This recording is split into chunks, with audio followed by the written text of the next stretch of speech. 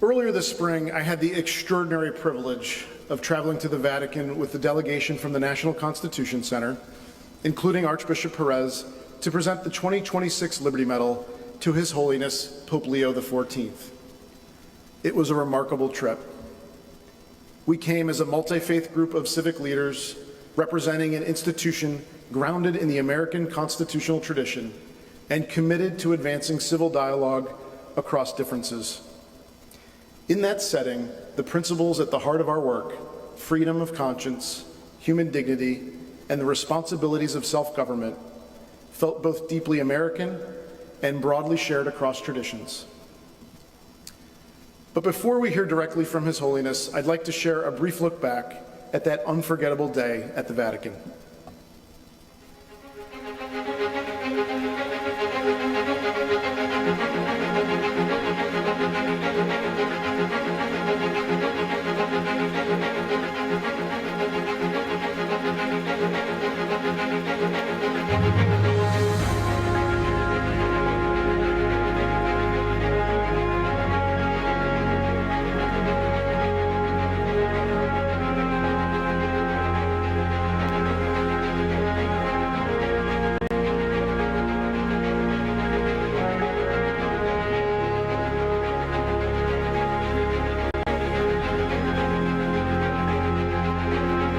These out for us. This is and I think maybe you already have one of these. I don't know. But also maybe something you'll actually. I usually pretend And then to represent the work of the Constitution Center, this is a copy of the acts passed at the first Congress. George Washington's copy with his notes, something that really connects why we're giving this award to you. He's here. Them off camera. Yeah, you know, whatever you want.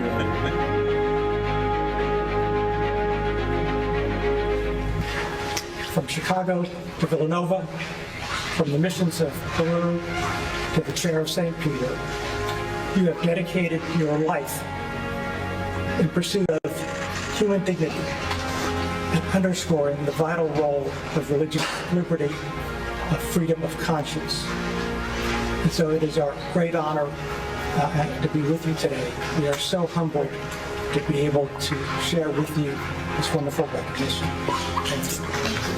Holy Father, on behalf of all of us at the National Constitution Center, it is my great honor to present to you the 2026 Liberty Medal in recognition for your lifelong commitment to religious liberty and freedom of conscience.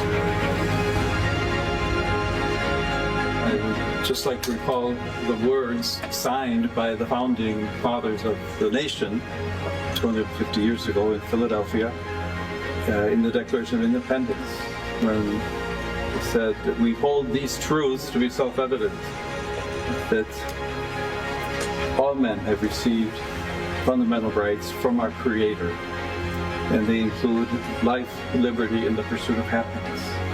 May those values continue to inspire all of us in the United States and throughout the world, and together, hopefully we can all work that those freedoms will indeed be a part of the lives of all people everywhere. Thank you very much for the sign. I am sincerely honored and deeply humbled by this award. So thank you very much.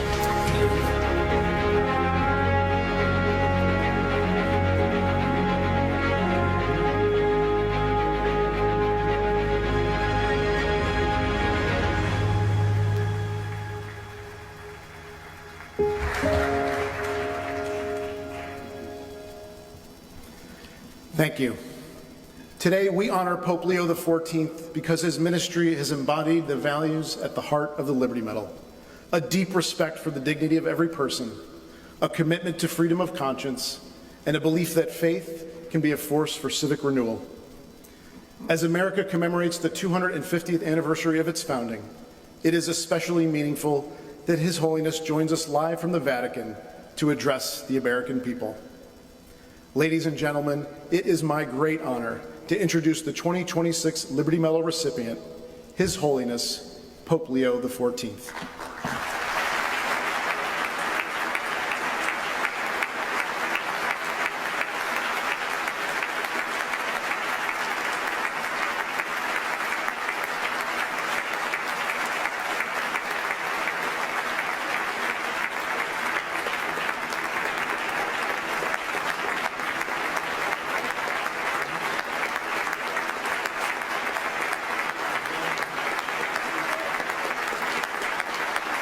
Thank you very much.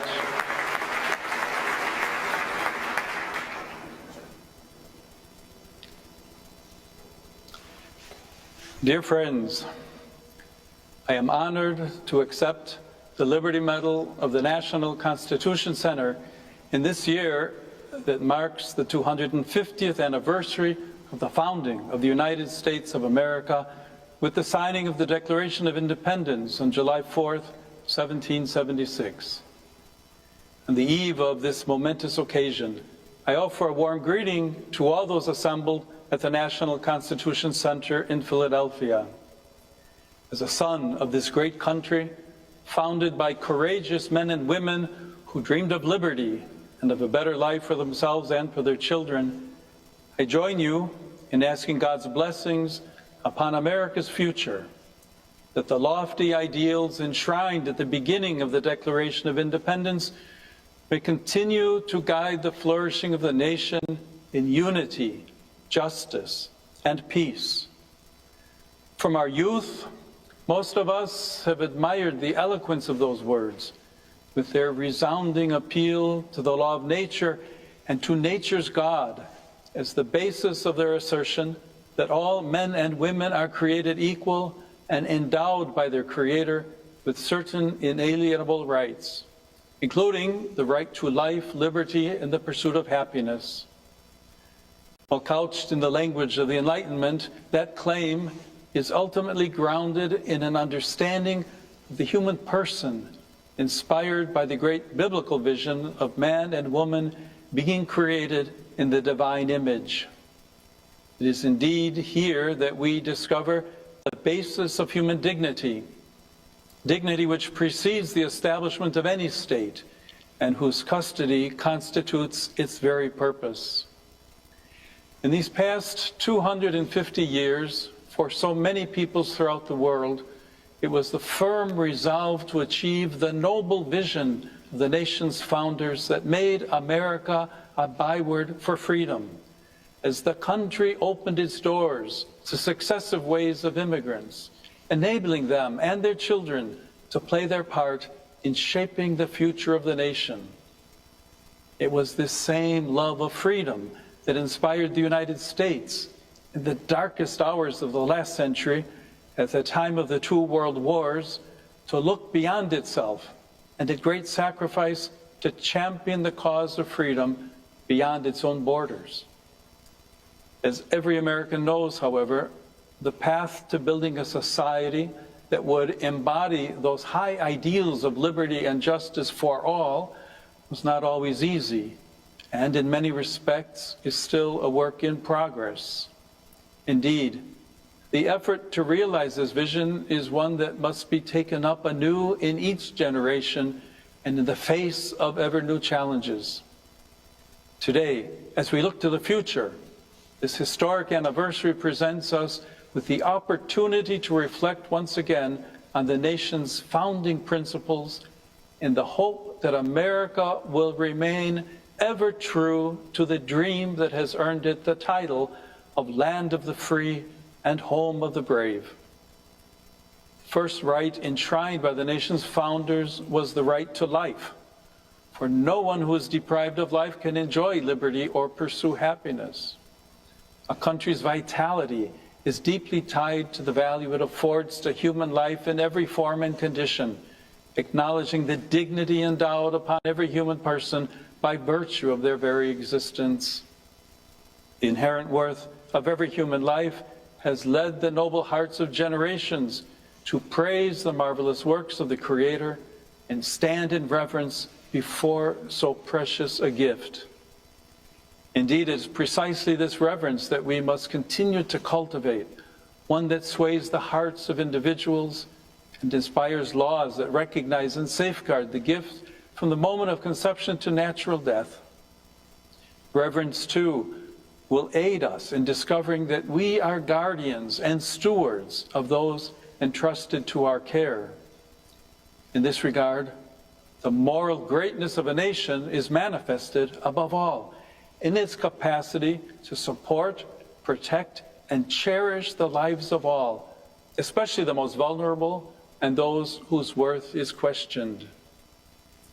Following the right to life, liberty was and is preeminent among the principles revered by the men and women who have sought within this nation's borders a new beginning, often equating it with previously undreamed of hope.